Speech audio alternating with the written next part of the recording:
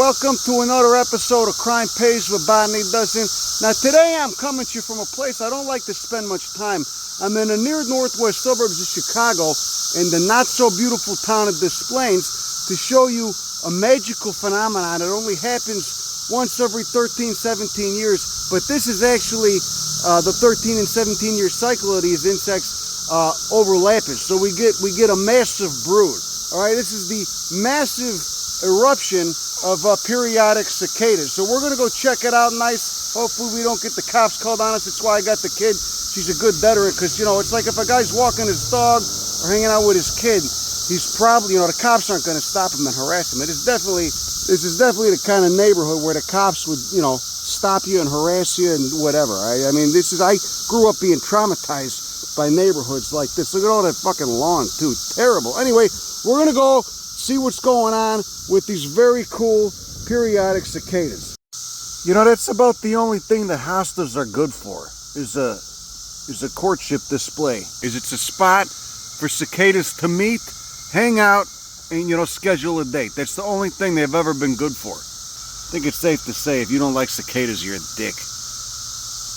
That's a good filter for people. You know, it's a good judge of character. If you can't appreciate these things, you're probably an asshole.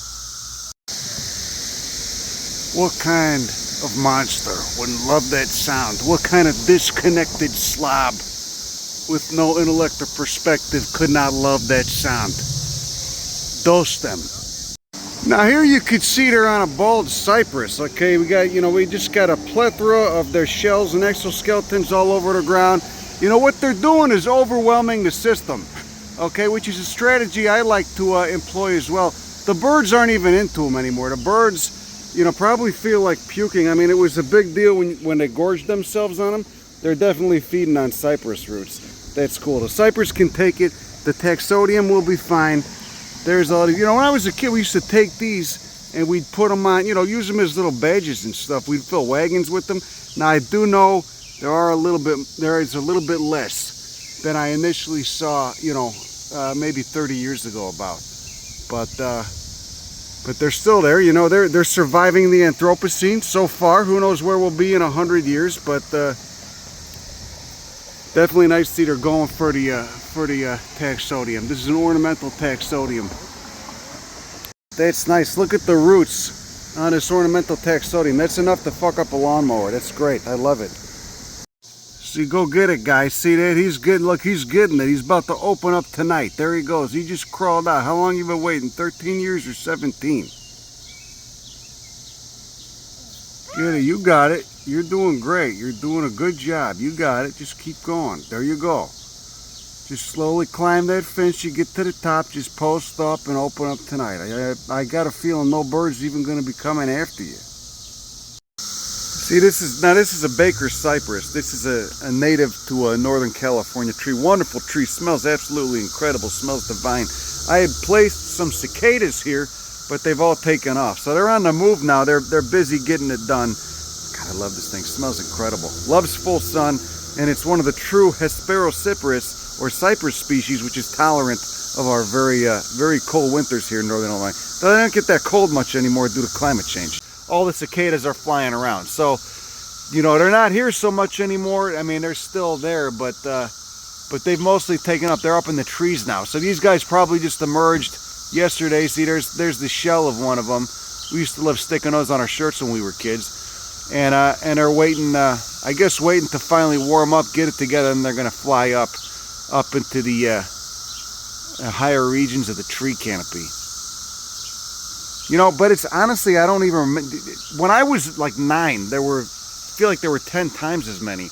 And they've probably experienced population declines as a result of the Anthropocene and, you know, people just being fucking everywhere and spraying pesticides. And, you know, a lot of the members of the lawn cult are probably responsible for that. No offense to them, they're just misled. You know, they gotta be educated, that's all. The lawn is a disease. The lawn kills life. But anyway, let's go check out more. Looks like somebody was having a party. See that? Look, you can see the holes where they came out of. It's crazy to think they've just been hanging out about 8 inches underground, all right, sucking on tree roots, but apparently not causing too much detriment to any of the hardwood trees that they whose sap they eat. But they've just been there for, you know, upwards of 13, 17 years, just lurking underground. They're all on higher ground. They're further up there.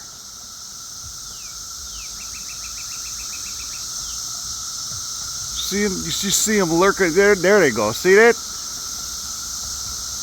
I really feel like there was a lot more 20 years ago, though. Now, again, when I was a youth, it seems like there were a lot more of them. We filled a wagon. I don't know if pesticides, herbicides, all that stuff are finally getting to them, you know, because remember, they got 17 years of being 8 inches underground to get plowed, tore up if there's construction nearby, and basically soak up any, you know, lawn care chemicals that any of the cult members of the lawn might be spraying on here to keep this nasty Kentucky bluegrass, which is non-native, to keep it looking fresh. You know, so this is where the lawn is really, really bad. It's really an unfortunate thing. Look, there's that guy. Well, there he goes. Look at that. Look, here's one infected with that massive spora fungus, the poor bastard. Supposedly that fungus produces an amphetamine, and then there's another species of fungus that infects cicadas that produces psilocybin. How's that for some horizontal gene transfer among fungi, huh? Amazing, you know. Nobody knows what the evolutionary purpose of psilocybin was. That's pretty weird. This guy's toast. I'm surprised he's still moving. Look, his ass fell out, and that fungus is sporulating. Now, see, I don't know what happened to this guy's wings, but something, you know, they didn't come out right. But hopefully he can still bang and get it done. And you know, they'll oviposit some eggs on the twigs, and those twigs, the eggs hatch, come out, the larvae drop down into the ground, then they go into the ground for 13 or 17 years. Oh, thanks a lot. Oh, we got to get more. Look, that's kind of cool. They got a vaccinium species. That's what this is, you know. Oh, look, this guy just crawled out. They got a vaccinium species planted in this front yard. But look at all the damn cicadas on. This is really, they did a good job here. That's not the worst landscaping you could expect to see in the suburbs. Oh, look at that. Look at that. Some of them are trying to bang, just a giant orgy. Ah, God, their little hooked feet. It feels weird when they crawl on your neck. So to get cicadas, you gotta have the trees. See that? Look, you can see the little holes where they all came out. Look at the shells everywhere, exoskeletons everywhere. Look, these guys are still coming out. See that? It's, you know, it's rich. Ah, what's this? This guy, Arrested Development. What's going on there? Look at all this stuff. Oh, it's deafening. I love it. You know, you got something wrong with you spiritually if you don't like this. You know, you probably got to go to AA. You need some sort of therapy. You need, you know, clinician-assisted MDMA treatment if you can't enjoy this, you know, or just at least roll with it. You know, that's what you got to do. You know, I brought my kid on the train yesterday, and she was being real loud playing and stuff, and, you know, it could just laughing her ass off, and you could tell it was really bumming people out, all the work and stiffs. You know, they got to learn, they got to quit their job and go do something else or something if it's doing that to them. I mean, it's just, we're all dying here under the crushing weight of this economic system, you know, and I think that's really where it's going to. This, you know, people aren't getting paid enough, don't got no health care, you know, and that's what the cicadas are screaming at us about. They're saying, you guys are saps, don't act like that.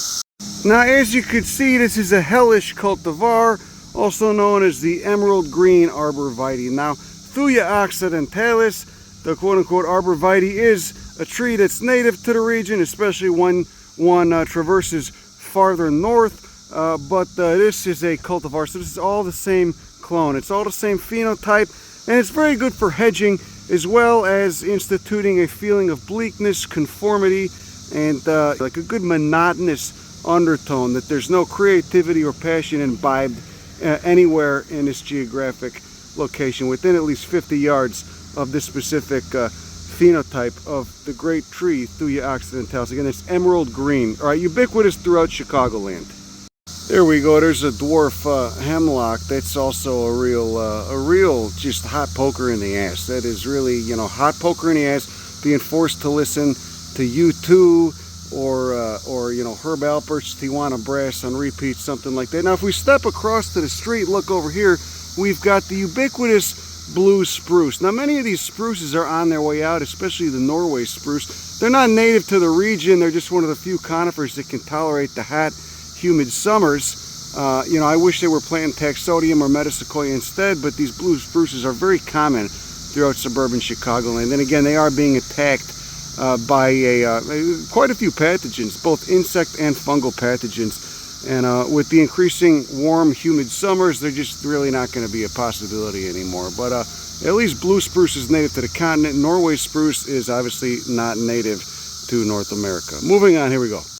And looking here, we have a bed of quartz pebbles, okay? In some cases, the quartz pebbles are spray painted white. These are actually natural quartz, or perhaps it's marble, just a metamorphosed kind of limestone. But in lieu of landscaping, they're going for a more xeric feel, certainly a more bland and soulless feel as well. And that's what they filled in with these brick border markers as well. You've even got some little solar lights that are plastic and will surely degrade within the UV light within a span of 2 to 3 years. And you've got you know, that little cement palette that kind of holds that pot right there together. Oh look, you've got an emerald green arborvitae just getting started. Again, all the same clone, all the same phenotype. Now as we walk down this street, you know, these are generally working class abodes, so I don't want to slam them too much. To go for some really filthy, heinous feelings, we would have to go check out some of the McMansions and more distant outer ring suburbs, you know, populated by some of the upper middle class, or in some cases ultra rich. But that's definitely a get the cops called on you neighborhood. I don't think even having a 4-year-old on your shoulders is going to stop that from happening. But still, this is painful enough to look at. But at least, you know, at least it feels slightly more loose here, I guess. I don't know. It's really hard to tell. But, you know, different suburbs have different vibes. Some suburbs, I'm sure, they're really appreciating these cicadas. Others, they're probably spraying them with Raid, or, you know, in some cases, maybe getting some of those insect foggers. But I'm really, you know, I'm really hoping that a lot of suburbanites are really appreciating them. But due to the low amount of cicada baddies on the ground that I'm seeing, I kind of get the vibe that they're trying to do away with them. But certainly have the trees that the cicadas need, because again, they spend 13 or 17 years gently, you know, sucking sap from them roots, all right? But probably not, you know, to any detriment of some of these trees. Most of the trees seem fine. Look at it, they're really liking that tilia up there. The basswood, see that? They're flying all around it. They're probably banging everywhere, banging every which way. God, that fucking lawnmower is really obnoxious. I don't know why that guy's doing that. I thought about paying him $10 to just take it easy for 3 minutes so I could film, but I don't even want to support the industry anyway, you know? Guy could probably use a beer, though. His job is futile. Holy shit, the frickin' sociopath just turned off the lawnmower. Now we can enjoy the cicada noise, the cacophony. Damn near psychedelic. Look at them up there, look at them. They love the tilia. Tilia and maple. Any hardwood will do, but you know, you know, I'm a grassland guy, but this is making me think twice about some of these hardwood forests. I appreciate them a little bit more. You know, the genus name for this is Magic cicada. Magic cicada. You get it, guys? See, this guy's just coming out. He's a little late to the game, but that's okay.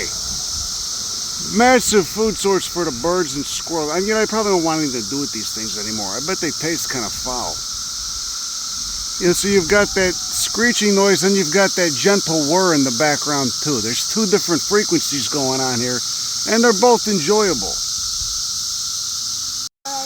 See, look, you got, I don't want to step in any of these poor bastards. You got to step around them. Look at all the holes. Yeah, I feel like there were far more when I was a kid, you know? It's probably real too. It's probably not just my imagination. How could there not be? You know, with the way humanity treats the frickin' planet, we're so disconnected.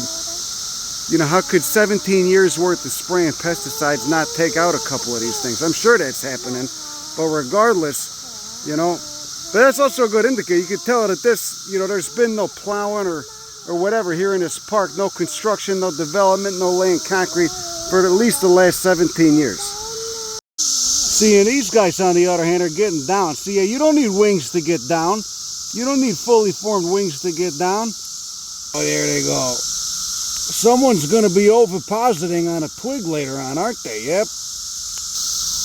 What do you got to say about that? Is this weird that I'm talking to you while you're in the middle of copulating? Is it, you know, are you in coitus right now? Insect coitus? Look, he's trying to drag you away. I just had a couple questions because I wanted to know what, you know, what's it like? You know, how many you got, like a month left to live anyway? Yeah, you're cool looking. What do you think about Gigas, the big one, huh? That sounds like a hand buzzer, the South Texas and Mexican one. What do you think of the splains, huh? What do you think of the zeitgeist here? Kind of makes me want to puke at least. Huh? What do you think of the splains? Probably not as cool as it was, you know, for the last few thousand years before all this goofy stuff started, huh? All this silly trash we're doing, it's not going to last too long. Don't worry about that. I promise you, it can't, all right? This civilization's a death cult, all right? On a path towards decline. Unless they change their behavior, all right? You're gonna get all this. You're gonna get all this land back at some point. You know, all these stupid strip malls. I almost got hit by some pig in a Mercedes, speeding down a street. They didn't want to stop. You know, so I did the Chicago thing where you automatically slow down in front of them. You know, and I think after a millisecond or two, they figure their insurance rates are gonna go up if they hit you, so they automatically slow down. They just give you a dirty look, which is fine. I've been getting dirty looks from people like this my whole life. Now, as you can see, we were in Chicago now, thank God. All right, we're out of the suburbs. We're standing beneath the giant catalpa, and there's not a cicada sound to be heard anywhere. Just the sound of birds. Look at that nice catalpa, though. Bignoniaceae, one of the few temperate members of the family Bignoniaceae, which is really diverse in the tropics and subtropics. But no screeching at all. It's weird. So they must have just, you know, destroyed all the cicada population within Chicago city limits quite a while ago, but seeing as the suburbs, you know, it wasn't all one massive advance. I don't know. But the suburbs got more trees and stuff, so I don't know what's going on. Look at that. That's a nice spot to end it right there. See that? Look at that cute little. Is that a robin? I can't even tell. I don't know. Normally, it doesn't look like it. Maybe it is. I don't know. Anyway, we're here just outside of Al's shop, and it's eerily quiet, you know, a nice tree of heaven, the goat piss tree. But it's eerily quiet out here, you know, on the northwest side of Chicago. But there are cicadas on the northwest side of Chicago. Last September, they were loud as hell. They're just not the periodic ones, or at least not on this cycle. It's really bizarre, you know. Is anybody studying this? The urban insect ecology of America's cities, those silver maples, man, the cicadas really love that. It's so weird to see one of those that doesn't have a bunch of exoskeletons and cicada shells all over it. There's nothing at all. Just birds chirping, the sound of cars, you know, the intermittent horn, somebody screaming, you know, that kind of thing. Just typical Chicago noises. There's no cicadas at all. But I was here in September and they were loud as hell. But again, a different brood. Anyway, real weird stuff. Anyway, that's all I got. Have a great day. Go fuck yourself. Bye. What they're doing now is building this cozy corner over here, and it's really, if you look at that, it's way more, it's like a hall of pancakes as opposed to a mere house. Because they got these, they look at them windows, it's like the atrium entrance. So you're telling me there's a new development going up, and it's a corner diner. It's a cozy corner diner. Because they're doing well for themselves. They're expanding. They're doing another location. Instead of like some hideous condo building that over there, like these or this monstrosity right here, these cinder block domes. You know, what is this? How would you describe this thing, this cinder block thing? You know, it's got the brick facade, it's got the veneer, the brick veneer on there, it's the cinder block walls. You can see that the metal cladding there, it's already rusting down in there. These things that go so fast, you know. They go so fast, they put them up, they look nice. You know, it's basically the Temu of buildings is what's going on. There you go. I think, look at that cinder block though. It looks like a freaking college dorm. It's soul crushing. I feel a dead weight in my heart looking at this. In a beautiful raking light, you know, you could really see the angled light, how wacky the wall is. Yeah, I don't know what happened with. Look at it, it's all uneven and stuff. There's all kinds of mortar coming out of that. It looks like a prison. Don't you want to live? Don't you want to live in an office park? That is the style of new Chicago building, just a rectangular turd, all right, brick turd with the whole like steel, you know, the steel girder balcony, and then compare that with that beautiful Art Deco. Just a little bit of more time spent on a facade right there really makes for a more appreciative building that complements the street versus this crap. It's you know, a lot more labor. It's a lot more labor going into that one. And the materials are gonna hold up. They're gonna hold up. They're gonna hold up. Now, as you could tell, I had to cut Al short there because he was getting caught in a loop. You know, we both do that sometimes. We all get caught in a little, you know, repetitive loop of the Chicago dialect and lexicon. But we're going to give you some bonus footage now of one of the yards we did in one of the Chicago episodes of Kill Your Lawn, how it's coming along. Here we go. Look at that. We just broke in. We didn't mean to break into, but it's our friend lives here. But anyway, there's one of the Chicago episodes of Kill Your Lawn. Look at it, already coming back, already springing back. It looks dense as hell. It's really nice. The birds are enjoying it. You see the elderberry.